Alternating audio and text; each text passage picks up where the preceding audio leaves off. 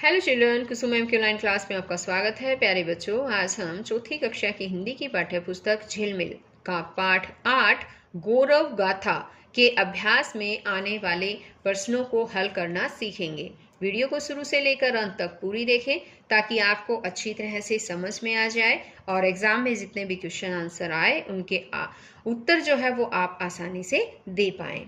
अगर आपको मेरी वीडियो अच्छी लगे तो इसे लाइक भी करें, अपने दोस्तों के साथ शेयर भी करें और अगर अभी तक आप मेरे चैनल का हिस्सा नहीं बने हैं तो मेरे चैनल ऑनलाइन स्टडी हब को सब्सक्राइब भी करें, साथ में दिए बेल आइकन को जरूर प्रेस करें। तो देखिए, स्टार्ट करते हैं हम अभ्यास। आइए शब्दों के अर्थ जानें।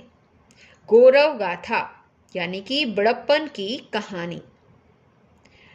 साहस, साहस का मतलब होता है हिम्मत। फौलाद, फौलाद सख्त या कड़ा। आन यानी कि मर्यादा। कुर्बानी, बलिदान। लाज, इज्जत। आगे है कविता से। यहाँ पर कुछ क्वेश्चंस दे रखे हैं, इनके आंसर लिखना सीखेंगे और समझेंगे। तो पहला क्वेश्चन है हमारा, कविता में किन किन देशभक्तों के नाम आए हैं लिखें। तो कविता में किन किन देशभक्तों के नाम आए हैं बताओ। बाल गंगाधर तिलक, लाला लाजपत राय, दादा भाई नौरोजी, महात्मा गांधी, शहीद भगत सिंह, सुखदेव, सुभाष चंद्र बोस, मौलाना अबुल कलाम आजाद और पटेल। यहाँ पर ये मौलाना म है बच्चों, ये म, मौलाना अबुल कलाम आजाद और पटेल। यहाँ पर जगह कम थी इसीलिए मैंने शॉर्ट में पटेल नाम जो है यहाँ पर लिख दिया है। इनका पूरा नाम सरदार वल्लभ भाई पटेल आपको अपनी कॉपी में लिखना है। ये क्वेश्चन के आंसर मैंने यहाँ लिखे हैं लेकिन आपको यहाँ पर लिखने की जरूरत नहीं है। आप अपनी कॉपी में इनको आसानी से और बढ़िया से सुंदर ढंग से लिख सकते हैं। आगे है ख क्वेश्चन कि गांधी जी ने हिंदुस्तान की आजादी के लिए क्या किया। क्या किया था बताओ। गांधी जी ने अंग्रेजी सरकार की जड़ें हिला दी थी। उन्होंने अपने प्राण देकर भारत माँ की इज्जत बचाई। नेक्स्ट क्वेश्चन है कि कविता के अनुसार किन वीरों की कुर्बानी को भुलाया नहीं जा सकता। आंसर आएगा भगत सिंह, सुखदेव व सुभाष चंद्र बोस की कुर्बानी को भुलाया नहीं जा सकता। आगे कविता के अनुसार फौलाद किसकी गर्मी से पिघल रहा है।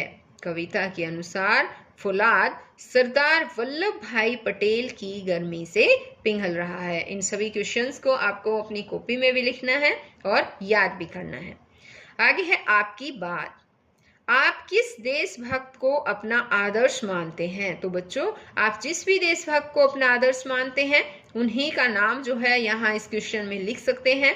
मान लो आप मानते हैं महात्मा गांधी को अपना आदर्श, तो लिख सकते हैं कि मैं महात्मा गांधी जी को अपना आदर्श मानती हूँ या मानता हूँ। आगे है बताएं आप अपने देश के लिए क्या क्या करना चाहते हैं। आप जो भी अपने देश के लिए करना चाहते हैं वो यहाँ पर लिख सकते हैं। जैसे मैंने लिखा है कि मैं भ्रष्टाचार को जड़ से खत्म करना चाहती हूँ, बेरोजगारी खत्म करना चाहती हूँ, ईमानदारी से आयकर भरती हूँ और भरना भी चाहती हूँ। तो इस तरह से जो जो काम आप करना चाहते हैं, जैसे आप लिख सकते हैं कि मैं अपने देश के लिए मिसाइल मैन डॉक्टर कलाम की तरह ही काम करना चाहता हूँ। तो इस तरह से आपको इस क्वेश्चन का आंसर खुद ही देना है बच्चों। आगे है भाषा की बात। आजादी हिंदुस्तान की में हिंदुस्तान एक विशेष स्थान यानी कि देश का नाम है। यह व्यक्तिवाचक संज्ञा है। नीचे दी गई तालिका में व्यक्तिवाचक संज्ञा शब्द लिखें। तो अब ध्यान दो बच्चों, संज्ञा आपको पता है संज्ञा क्या होता है। किसी भी व्यक्ति, वस्तु या स्थान के नाम को संज्ञा कहते हैं और इसे इंग्लिश में क्या कहते हैं। इंग्लिश में संज्ञा को कहते हैं नाउन। और इस धरती पर जितनी भी चीजें हैं उन जिस भी चीज का नाम है वही नाउन होती है, यानी कि वो संज्ञा होती है। लेकिन इस क्वेश्चन में हम व्यक्तिवाचक संज्ञा की बात कर रहे हैं। व्यक्तिवाचक संज्ञा यानी किसी भी विशेष व्यक्ति, जो है स्थान, यानी जैसे कि हिंदुस्तान यहाँ पर दे रखा है, एक विशेष स्थान यानी देश का नाम है, तो ये व्यक्तिवाचक संज्ञा है। और इसी तरह यहाँ जो तालिका दे रखी है नीचे, इसमें भी हमें व्यक्तिवाचक संज्ञा शब्द लिखने हैं। देखिए, देश या नगर का नाम, पर्वत का नाम, नदी का नाम, व्यक्ति का नाम। तो देश या नगर का नाम जैसे कि भारत, दिल्ली, मुंबई। पर्वत का नाम हिमालय, अरावली, नीलगिरी। मैंने जो ये लिख रखे हैं इनके अलावा आप कोई दूसरे नाम भी लिख सकते हैं। और नदी का नाम गंगा, यमुना, सरस्वती। व्यक्ति का नाम महात्मा गांधी, तिलक, नेताजी, यानी कि नेताजी सुभाष चंद्र बोस। इस तरह से आप इन व्यक्तियों के नाम ये लिख सकते हैं। अपनी तरफ से भी कुछ और नाम भी लिख सकते हैं। आगे है यह भी करें। कविता में दिए गए वीरों के नाम वर्ग पहेली में से छांटिए। तो यहाँ पर देखो बच्चों, एक वर्ग पहेली आपको नजर आ रही है ना। और इस वर्ग पहेली में कुछ वीरों के नाम दे रखे हैं जो आपको छांटने हैं। तो छांटने में मेरी हेल्प करेंगे? तो चलो हेल्प करो और बताओ। ये है आजाद, है ना, मौलाना अबुल कलाम आजाद। और बताओ और कहाँ है? भगत सिंह। यहाँ देखो, भ से बन गया ये भगत सिंह। ये लाजपत राय, तो इसको भी हम, ये है लाजपत राय। और ये यहाँ पर आ गया सुखदेव। और बताओ, ढूंढो, पटेल, है ना, पटेल, सरदार वल्लभ भाई पटेल। और भी ये तिलक, ये तिलक जी हैं। यहाँ पर ये लगा दिया हमने। यहाँ पर देखो नेता, नेताजी, है ना। एक ये भी हो गया। और बताओ और कौन रह गए? ये राजगुरु, यहाँ पर ये है राजगुरु। और बताओ, शाबाश, हेल्प करो मेरी। और भी है क्या इसमें कोई नाम? और तो कोई भी नाम मुझे नज़र नहीं आ रहा है वैसे। अगर आपको और भी ढूंढना बच्चों, अगर आपको और भी कोई नाम नज़र आए तो उसको भी आपको इसी तरह से सर्कल कर देना है। अब आगे है पता लगाएं और लिखें। उपनाम, पूरा नाम। यहाँ पर ये उपनाम दे रखा मिलेगा आपको, जैसे कि तिलक दे रखा है, और यहाँ पर मिलेगा इनका पूरा नाम। तिलक का पूरा नाम क्या है? बाल गंगाधर तिलक। इसी तरह से लालाजी, लाला लाजपत राय। पटेल, पटेल का पूरा नाम है सरदार वल्लभ भाई पटेल। मौलाना, मौलाना अबुल कलाम आज़ाद। नेताजी, नेताजी सुभाष चंद्र बोस। शास्त्री, लाल बहादुर शास्त्री।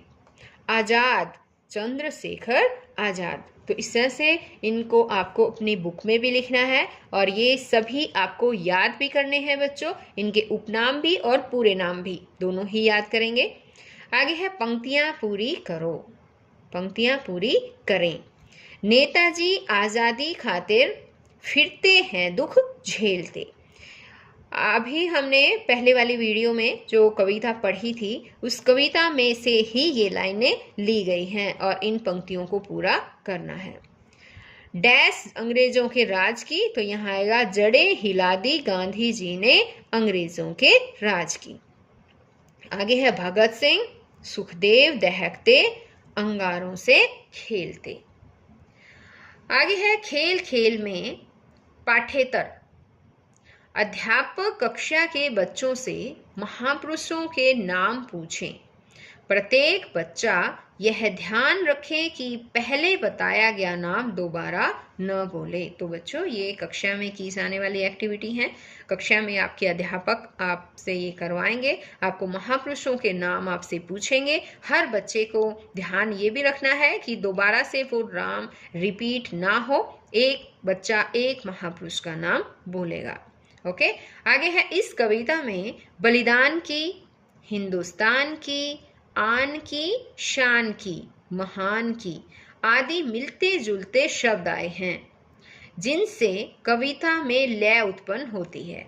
आप इसी तरह के मिलते जुलते शब्द कविता से छांट कर लिखें। तो अब यहाँ पर देखो, मैंने कुछ शब्दों को लिखा है जो कविता में आए हैं। चट्टान से तूफान से, खेलते झेलते, राज की लाज की, आजाद हैं फुलाद हैं। तो कितने वर्ड लिखे हमने?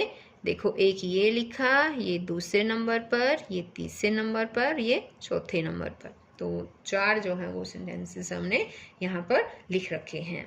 तो बच्चों, आज इस वीडियो में केवल इतना ही।